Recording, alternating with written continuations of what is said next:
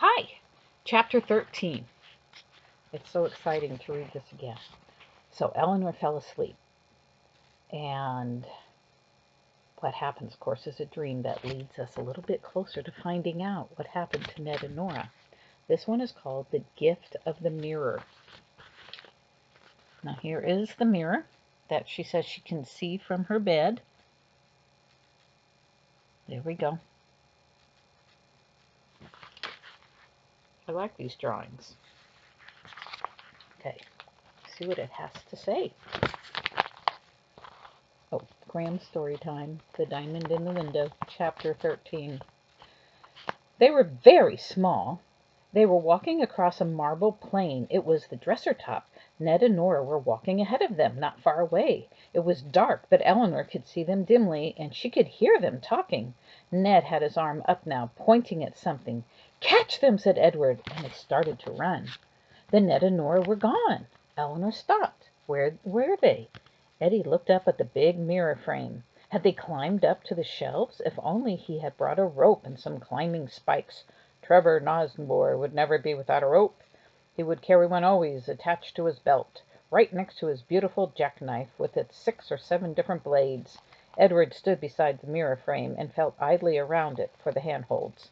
Eleanor had no intention of climbing anything. She was fascinated instead by the dark vastness of the mirror. What would a tiny creature like herself look like in so monstrous a field of glass? She walked slowly towards it. The mirror was completely dark. Then all at once she blundered into the path of the moonlight as it poured back and forth upon itself from the window. The whole great length of the window was suddenly flooded with light. "Eddie, Eddie!" shrieked Eleanor. "Look back!" By dint of some shifting back and forth, Eddie managed to stand in the same relation to the light path. Together they looked at their reflection in the mirror. It was like a mirror he had seen once, Eddie decided, a double mirror that had reflected him over and on until a dim infinity. Here he was again, 1,000 times over, 1,000,000 times over, 1,000,000,000 times. This mirror was much clearer than the other. All the Edwards were sharp and crystalline. This 1,000th one as clear as the first, only a little rainbow, colored from the multiplicity of the reflections. If he lifted his right hand, half of the Edwards lifted their right hands, and all the rest lifted their left. He danced a jig.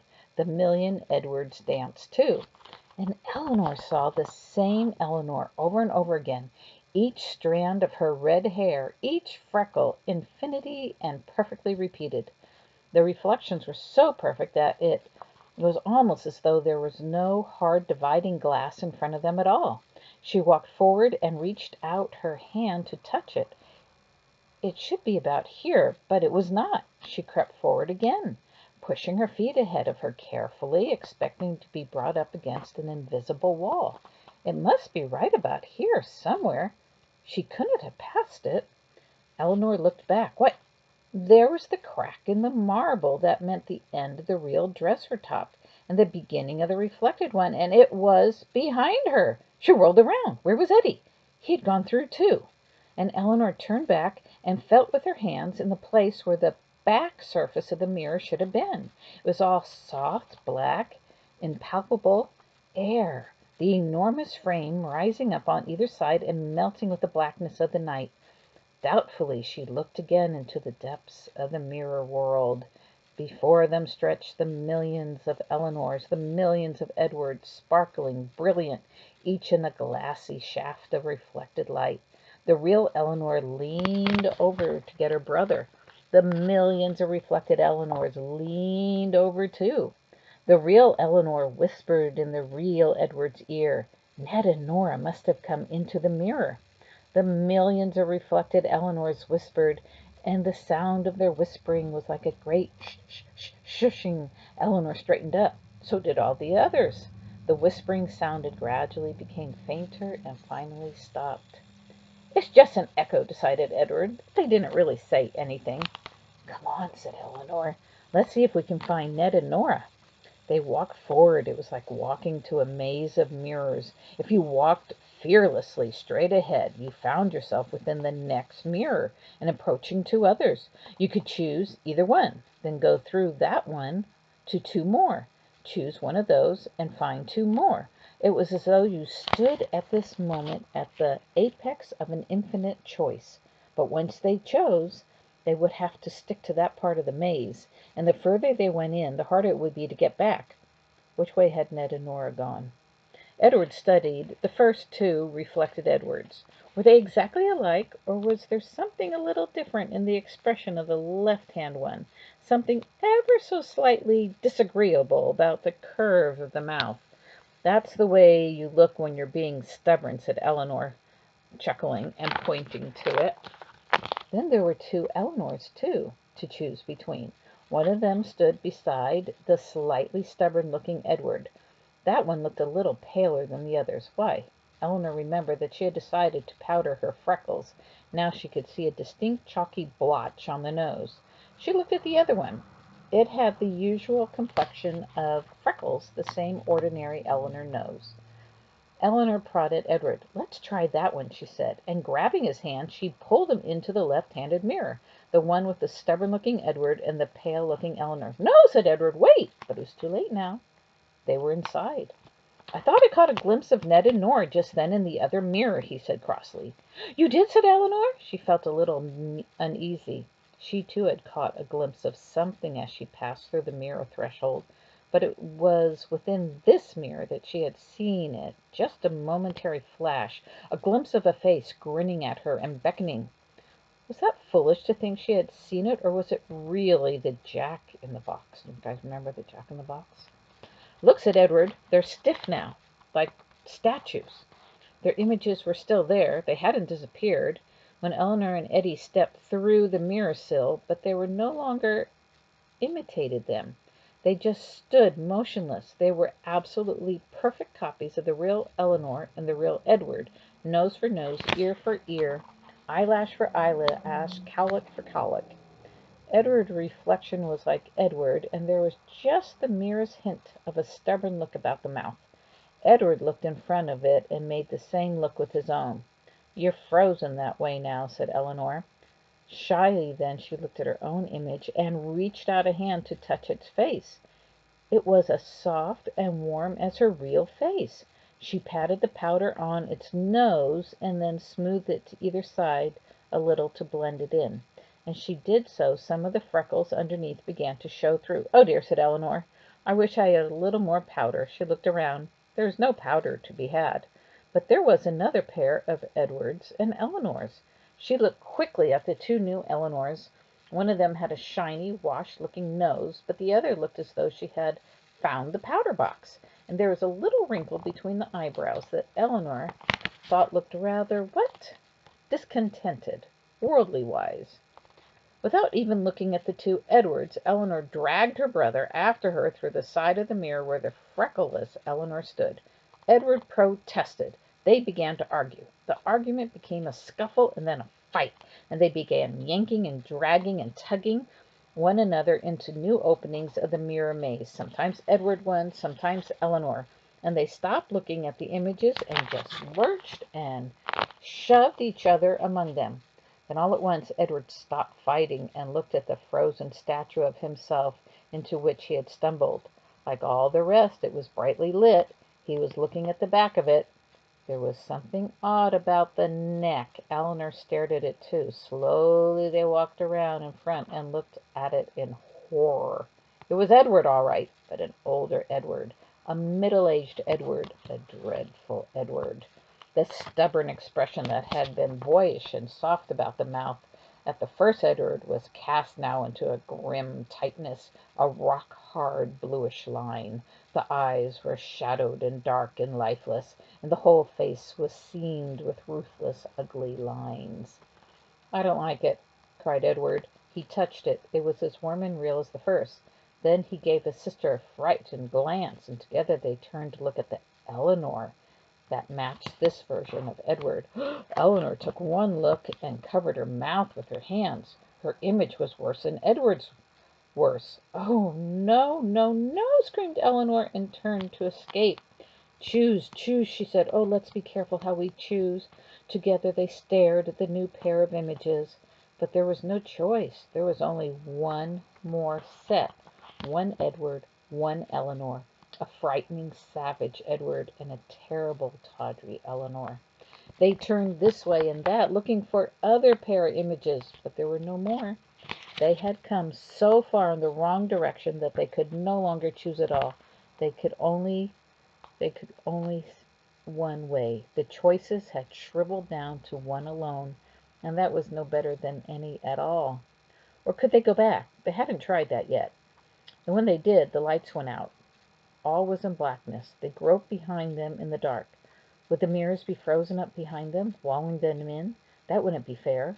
After all, it was only a dream, only a kind of a game. They hadn't really lived this awful life yet, and made themselves into these dreadful creatures. Made themselves! That was what Uncle Freddy had said, thought Eleanor. Beware how you paint yourself. Carve yourself well. She collided painfully with Edward. Then they held hands and struggled on in the total darkness. For what seemed like hours, they battled their way backwards through the maze, feeling for the path by which they had come. They were continually running up against mirror walls and striking against their own images. Sometimes they took wrong turns altogether and wandered so far off the main track that they almost gave up hope of ever finding it again. At last, one of the images, after giving Edward a dreadful crack over the shoulder when he blundered into it, proved to be one he remembered. It was one of the smaller ones, and he had been hit by the baseball bat in its hands. Eddie reached up and felt the top of his head. "It's only about a half-inch taller than me," he said. There began to be a little light. At first it was more confusing than helpful, feebly reflected by the complexity of the mirrored surfaces. But soon they were able to interpret true image from false, and find their way with only an occasional wrong turn. At last Eleanor recognized the back of the first of the reflected Eleanors, the one with the faint dusting of powder on its nose. "Hateful girl," she said. And then they stood outside the mirror maze, looking back at it. Again, all the multitudinous images were visible in bright light again, and they could look at the original pairs, should they choose once more. "You said Ned and Nora went that way," said Eleanor, pointing at the mirror image of Edward that looked bland and friendly in the usual way. "Yes," said Edward. "They stepped through the mirror into that right-handed side, and then they stepped through into the next. The choosing was easy when they looked a little carefully." The statue-like images were getting taller. Eleanor decided to concentrate on the reflections of Edward. There was no denying they were getting very good-looking. One of the Edwards they chose had a gay red mustache and chin whiskers that made them laugh. But the next Edward seemed to have shaved them off. After a while, the real Eleanor and the real Edward became quite shy. Their elder selves overawed them. Edward's grew as tall as Eleanor's, and then taller. His plumpness was gone, and had grown to a strong, stocky middle height. Eleanor's images grew willily and slender. They stopped for a moment and walked around their images, not saying anything. "I don't suppose we'll ever be as nice as that," faltered Eleanor. "No," said Edward. "You've still got freckles, I see, though," he said. There were freckles there, all right, hardly faded at all. Eleanor could see that didn't matter. "I like them," she said stoutly. "Now what?" said Edward, turning to the mirror maze again. "Look what's happened," said Eleanor. Instead of two choices, there were many. They were unable to choose which was the best, so they picked one at random. And beyond that choice lay 100, and beyond that next 1,000, just as the other maze had led them down a narrowing path until there was no choice at all. This one opened out into wide and shining worlds of possibility. Eleanor and Edward wandered up and down, looking at the images of themselves, overwhelmed by what they saw. The images carried objects or were doing things, so that they could tell what their occupations were. One of Eleanor's was an artist, another was a teacher, another was a poet, another was a lady doctor, another was a mother with children. Edward's were all sorts of things, too. There were scientists of various kinds, and a mathematician, and a writer of books, and a professor, and a lawyer. Edward looked at them all, and then stopped suddenly in front of the next. And now there's a picture I can show you. Here's the picture. This is the images they saw in the mirror of their grown selves. Ah.